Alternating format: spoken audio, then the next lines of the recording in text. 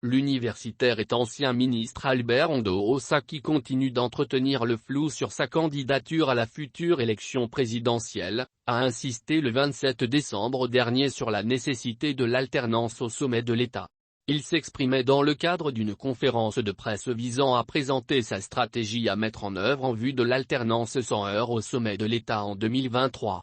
Prônant râle politique, il a invité les Gabonais à s'inscrire sur les listes électorales afin de contribuer à l'alternance tant attendue dans le pays.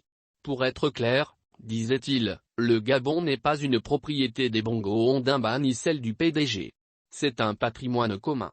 Très critique envers l'exécutif de Libreville tenu par le Parti démocratique gabonais, PDG, depuis 54 ans, l'économiste, dans ses différentes sorties propose, pour une alternance sans heurts, de futures joutes électorales sans Ali Bongo Ondimba, l'actuel occupant du fauteuil présidentiel, ni Jean Ping son challenger lors du dernier scrutin présidentiel.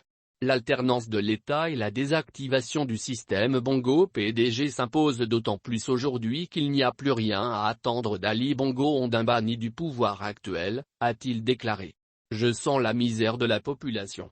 Je vis cette misère du peuple, a-t-il laissé entendre, ajoutant qu'il faut que les Gabonais vivent dans un pays juste et équitable.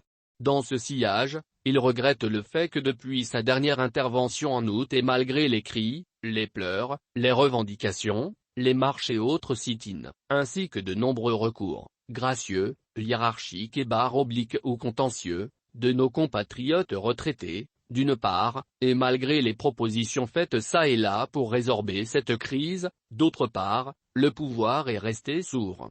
Il souligne qu'aucune solution n'a été trouvée aux problèmes que connaissent les retraités gabonais dont il soutient le juste combat.